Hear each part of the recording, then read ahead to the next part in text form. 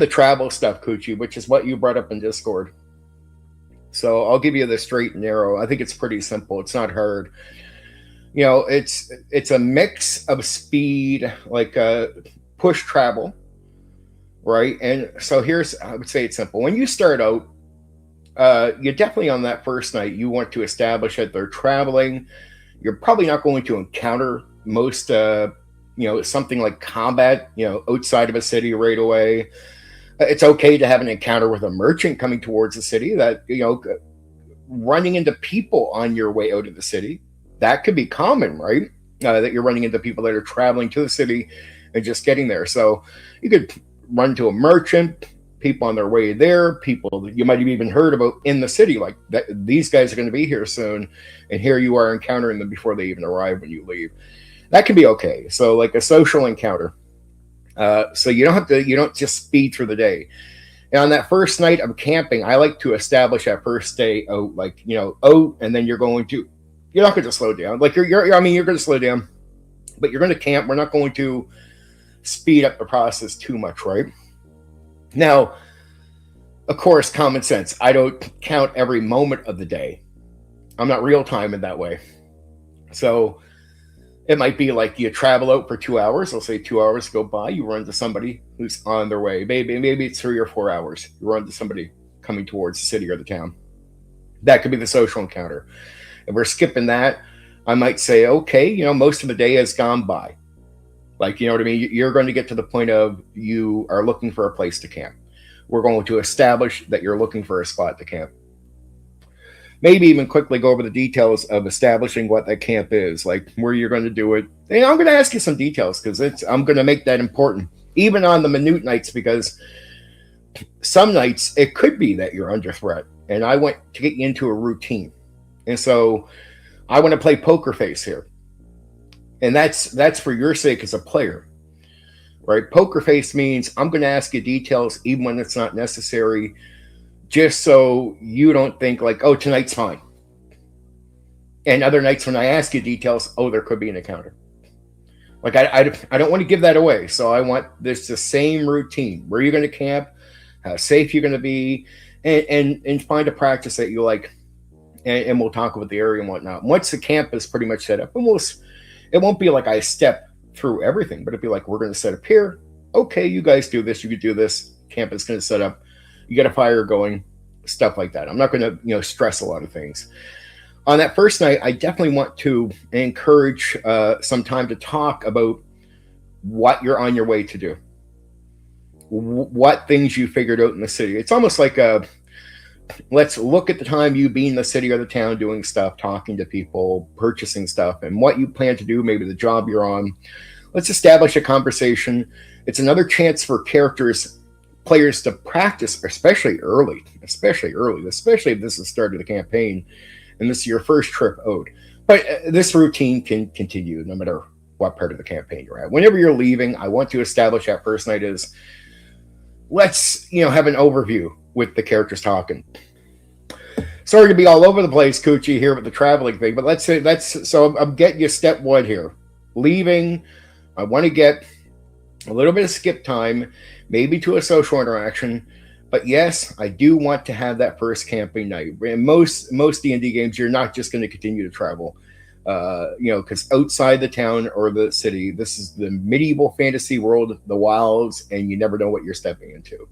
So there's a little bit of a routine, slow pace, and I just sort of stick to the routine. I don't bother trying to reinvent the wheel. So we go to camp, and camp is a great chance to, especially early on, have players talk in character a lot to the other players in character. And I want that to be common practice. I don't want a lot of talk outside the game. Like I don't want to hear your jokes about the gas station. Like I don't want this. Look, in some games, like we're talking about D&D here, so just in the D&D realm, I want a lot of talk, the majority, 99% of your talk, in character. Like outside of, the 1% is questions.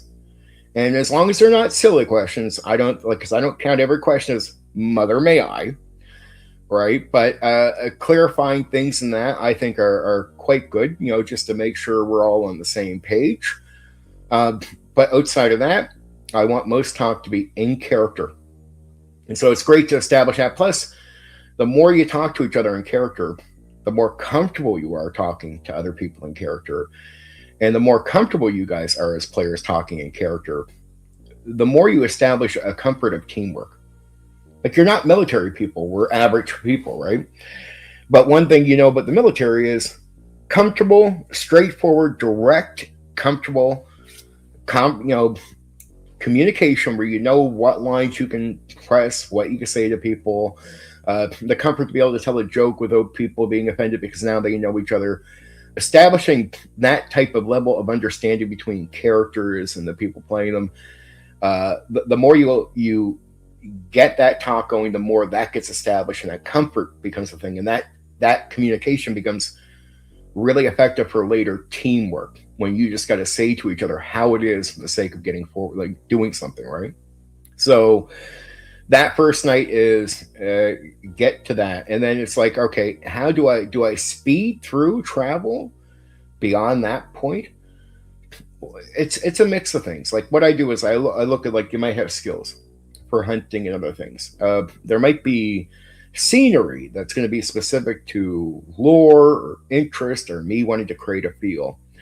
There could be weather events, right? And there, of course, there can be encounters, social, combat.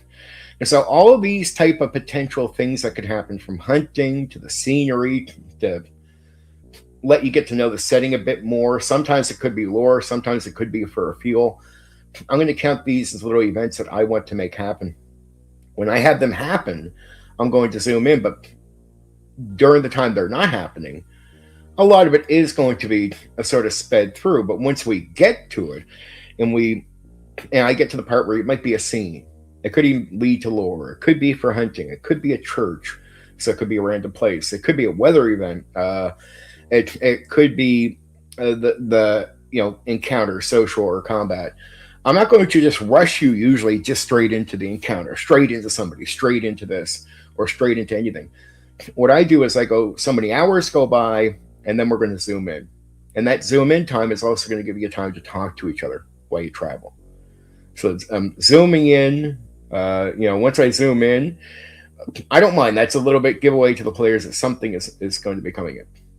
Okay, it's like so many hours go by, you guys are traveling on the road here, you're moving forward. I never just usually instantly, in most cases, I don't usually just instantly say something's happening, right? And the characters will be like, I'll give some details, like, this many hours went by. It could be, in some cases, it could be like a day or two has gone by. Like, if it's that uneventful, remember, we're thinking events here. If it's that uneventful, I could say a day or two went by. I could say something simple, like you scratch off some food, right? If you're, watching your rations or whatnot. But if not, it could be hours. It could be the next day and the event's going to happen. It could be 2 days before the event happens. And so I'll do that, and then I'll zoom in.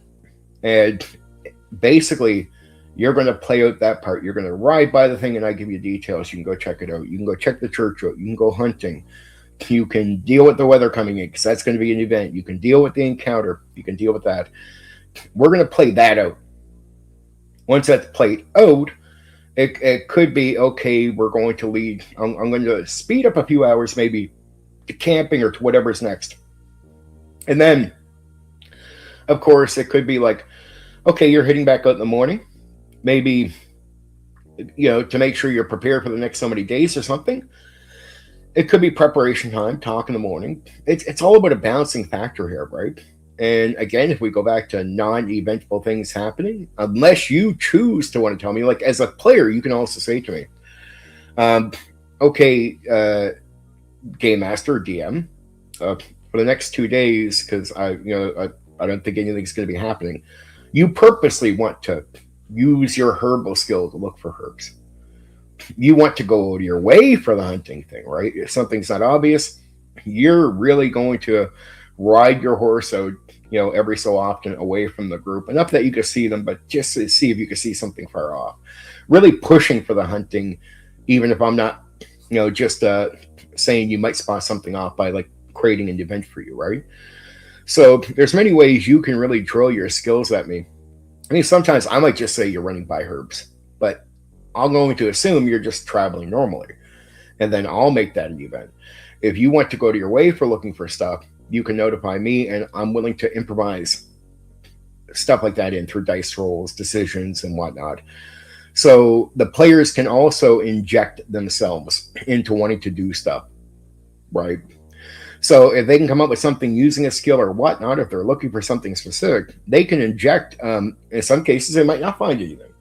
In some cases, they might find something. It doesn't always have to be a skill they're looking for. It could be something unique. Like I'm going to travel so far out to see if I can see any shacks or cabins as we're traveling. If I see any place, I want to go check it. If I see smoke coming up far off in distance because I travel so far away from the group that I could just see them, I want to look for something unique that might not be obvious. Okay, I'll consider it. So as players, you can definitely inject some things to try to find other events that could happen. You could find somebody camping. You can hunt. You could find herbs that weren't so obvious. Beyond that, it's going to be events that I mix of planned and improvised. Right? Planned and improvised, because I want the journey to be something where you feel like you're on the journey, where we're stopping, zooming in, and you are participating with the movement. Right? But it's not every hour of every single day. In some cases, it's not even every day. Like I say, like 2 days can go by. To me, beyond that, I might stop for camping events. So it doesn't have to be camping every night. But every second or third night, I'll randomly stop camping, and I'll make sure just to stop for camping and make you go through it without there being anything happening. And sometimes it could be that there's danger, but also I'll do it minute for no reason. And why is that? It's just to keep that part unpredictable. I don't want to just zoom into camping when there's going to be danger, because then it's too much of a giveaway. I will purposely zoom into camping a mix of minute nights where it's more chance for you to talk in character, right? And you go by that night, next morning comes and you're like, okay, like nothing happened. Yeah, and if you are, as a player, wondering why I've done that randomly, it's just to let you know that I don't want you to ever know. I don't want to give it away. I don't want to spoil that thing for you where it becomes too obvious, right? Like game that way. I want it to feel random. So on the night that you might finally encounter some danger, if that were to happen, you won't know when it's coming. Right, so I'll purposely be random. I'm like that throughout the game in every area, purposely random. I'll purposely do stuff that is minute and uneventful, but I'll slow you down at a certain area of the game. You'll be like, okay, nothing happened here. And the next time I do it, you won't know if it means something or if it just means, okay, he's just stopping to let us talk for a second. That's on purpose. That is I do that with intent on purpose to be random and unpredictable for the sake of your experience, right? So that's how I get my players involved in the adventure and feeling it, experiencing the adventure by stopping at these events and dealing with them between places. Some travel could be less eventful, but there'll be events. There'll always be stuff happening when you travel in my game. Some travel, depending on how long, too. Some long travel could be very eventful. Some long travel could be almost nothing. I don't do, like, I've never bothered with hex crawl stuff. I do everything on my own. I don't roll random encounters. Never have, not in my life. I decide random encounters. I have monsters. I know I might work for an area, some odd ones.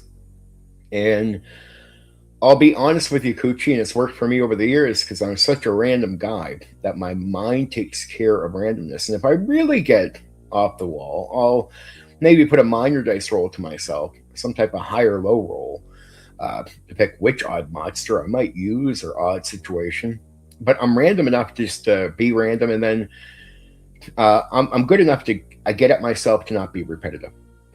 I'm just paying attention to not be repetitive. And this way, I can really control what's coming in. It's not so random.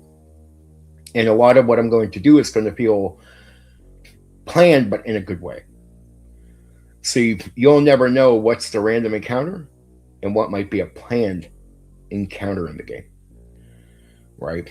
I want so much control over it because my mind can edit things and get to the point where really the random encounter is more of a planned encounter by the time you actually encounter it, because I've cycled it through my mind so many times on purpose, right? That there's a lot of planning, even if I'm planning it in the middle of the session.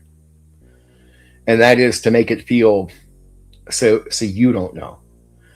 But that's my common sense way. I feel a lot of things out. I don't use a lot of charts or random encounter charts. Same thing with dungeons. I decide. That's how I handle travel in Dungeons and Dragons. It's a balance between some skipping events and everything else, right? And I'm into the nuance and complicated stuff. It could be the event is that you're crossing an old abandoned building, and then there's no limits. I'm not too simple on things. I'm always open-minded with what I'll do at any moment. Like, what complexity can I think of that I haven't, so sometimes it could be odd things that I don't consistently do in every time you're traveling, but I'm always open-minded to what I can do. I never put a limit on myself. I think it's the social start is good. The camping early for that social interaction. And I really mean that, Coochie. You want to give that as much time early on, because it's a mix of developing the character. Remember, the more players can speak, welcome there, Zeg. The more players have time to speak in character, the faster they develop a personality with the character, right? The more time they get to speak, the more comfortable they are. And even military people will tell you communication, the comfort of communication is great for teamwork. We're average people, but we're also playing a game where you're going out and fight. You're doing something in a sort of military role, so it's good to establish the one thing a group in real life that does is to say establish comfortable communication. I look at travel as, of course, encounters, but events, weather events. What about the setting? Like Black Rose, do you think about the setting? Like when they're traveling, what about the scenery of the setting and the place that you want to communicate? Sometimes the scenery could even lead you to a piece where you're going to learn about the lore. If not, it just could be scenery to communicate the setting. I learned that through a lot of the non-D&D games being very important of how you communicate, not just simplify everything down to just game terms of encounter, non-encounter. Or what about skills, like say hunting or herbalism? What about a church, a random abandoned church, or some type of cabin or something? Again, weather events. What about that? What about social encounters and combat encounters? Some being random, some being on purpose, pre-planned. And then how do you handle that? Zoom in. I zoom in before they just happen to hit the thing, before they happen to hit the potential hunting option, just before they'll hit the church building. And I want to give players time to talk. Now, I also do some random stopping the camp stuff.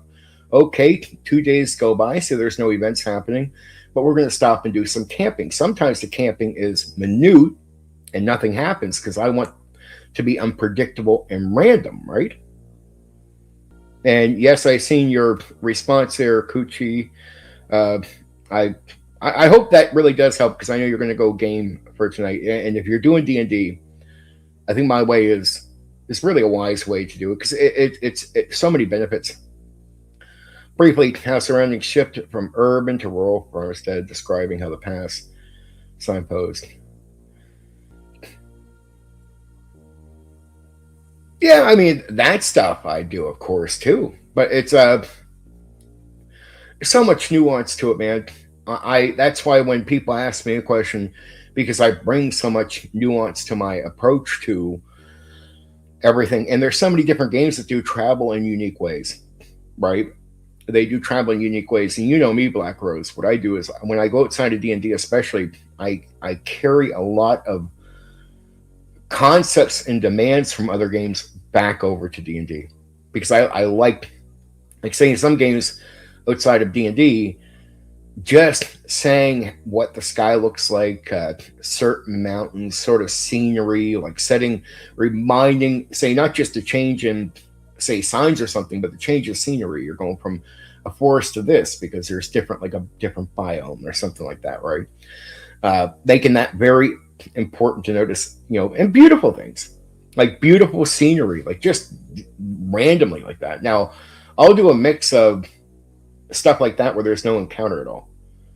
Now, sometimes I could be slowing down for an encounter. Sometimes it could just be to see a building. Sometimes the building has nothing in it. Sometimes there's an encounter in the building.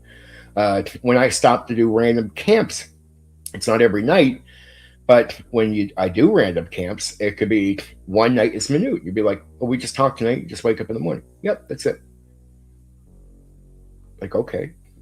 So, because I don't want you to know what night is going to be dangerous, or what night is going to be challenging, or what night you might have somebody sneak into your thing. So if I only stop on nights, if I only ever stop and slow down to nights where there can be an encounter coming, now that's giving it away. Now you can read my game mastering, right? And I purposely like to be unpredictable. Then also consider what players want to do, right? Cyberpunk is mostly in the city. Sometimes I warp them into other parts of the city. Other times I decide to have them where they're driving along motorway or through the streets.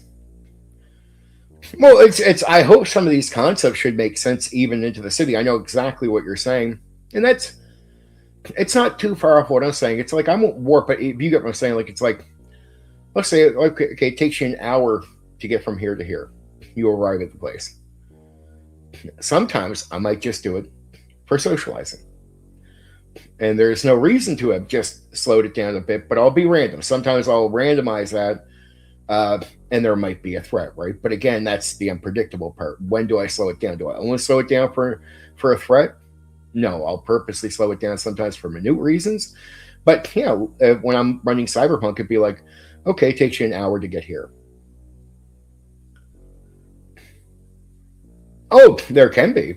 But again, I would purposely, because this is the unpredictable side of me. I will do stuff where there could be danger, and I slow it down, but there's no danger at all. That would include in Cyberpunk or in, say, in the travel. And then there could be another time where I'm slowing it down where then there's a threat, that you're going to encounter. And I want you to not know when I slow it down what that means. I want to put on a poker face, right? So you're very, very confused. Very, very confused of, is this peaceful time or is this we're in a shit time, right? A petrol station on the, I mean, even the breakdown. It could be breakdown leads to punks coming out and threatening them, but the breakdown could be nothing too. See, that's part of where you get away, like, and this is not an attack on the storytelling gimmick. Story emerges, but sometimes this is where we get away from what you would normally do in a story, because my randomness of stopping at a petrol station, if I were doing it, could be minute, could be a threat. If you're storytelling, you would never just do minute. That everything is going to be sort of eventful if you're storytelling. But if you're running a game, right, and the game is to trick players into what's a threat and what's not, you are stepping away from the essence of storytelling. You wouldn't just stop at the petrol station for no reason, and then the next time, here you are doing a fight. Right? That's a game-focused thing. The same thing with travel. That's where the story can emerge, but are we focused on doing a story? No, I'm focused on running a game. So at parts where, for a story, it would be better to make sure every time you're stopping it is an eventful thing. I'm not. I'm doing it for the sake of messing with the minds because you're in a game, right?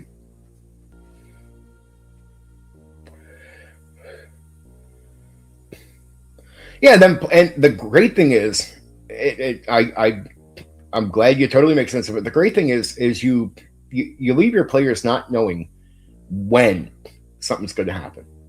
Because there's an edge. Like, trust me, every time they stop to do something, they'll be like, are we? But they know it's because once you establish that it's a possibility that things won't happen, now they can actually go the next time.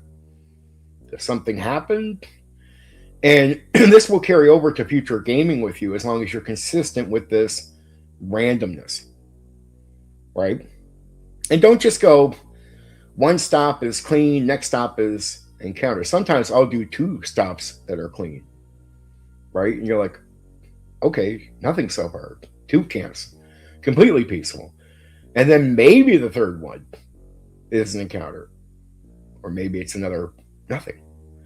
But I stopped. Now, in each case, here's the benefit as a bit of narrative. Here's the benefit, Zag. Each case, you're going to slow down the game, right? When you're stopping at the gas station. You're going to slow down the game when they're traveling in the car, right? That's more time for players to speak in character to each other. Look at it as a benefit. There is a mix of character development happening because they talk more in character. There's not a lot to do other than talking character, right? But at the same time, there's one other effective thing. These are group-oriented games, even in Cyberpunk. Working together is good. D&D, working together is good. The more comfortable you are talking to each other and knowing each other so you don't offend each other, you know your lines, you can know where you can joke, you know where you can be really harsh. Like, it's nice to get to the point where you're talking to someone, and us guys know this, say, playing some like a game where you're playing a war game or something where you're like, he's over, he's effing over there. Get on his ass. And his buddy just does. Why? Because there's a comfort in communication where just because that buddy says, get on that fucking guy right now, that attitude is not taken as offensive. Where if you're on edge and you don't know each other, you might not speak that way. Or even if that's said, like, who the fuck do you think you're talking to? But if you're if you've done so much communication that the comfort in the lines where you know you can speak to each other hit, right? Yeah, a traffic jam. And again, the traffic jam could be encounter, could be nothing. And you want to make sure you're random so they never know. But I'm random like that in every part of the game. Like, sometimes I'll just slow something down when they're walking, say, just walking somewhere, say in a town or a city or something.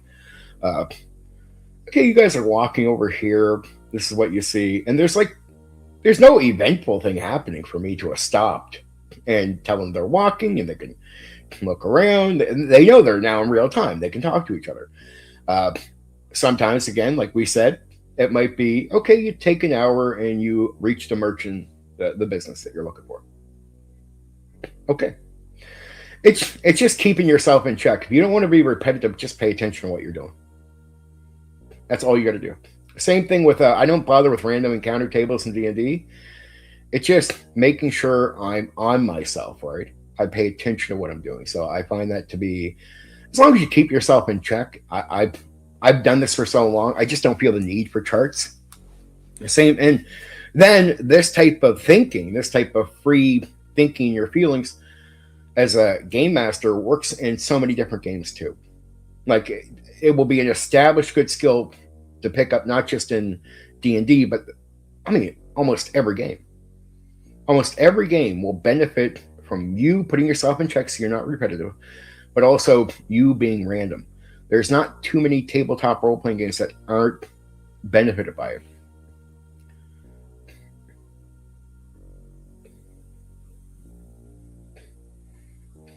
Well, that's it, Philo. That's exactly what I'm saying is you want to spread it out. You want to feel, you want the world to be bigger. You want to stop at places. You want to tell people about what the scenery is like. You want to express what it is. So you're not just, oh, here a week goes by, scratch off 7 days of food. That is fucking lame. That's straight out lame. So it's a balancer. It's a balancer of, and it works in the city with what Zeg is saying. It works in, the traveling across from town to town or something, right? That's exactly it. You don't have to. You don't got to go hour by hour, but that's what we're talking about here. Exactly right on, Philo. It is creating an illusion in the process.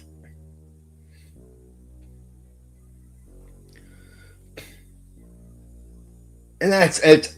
Really, Zag, that's all you really have to do. The only thing to make sure you're doing it well is to keep yourself in check.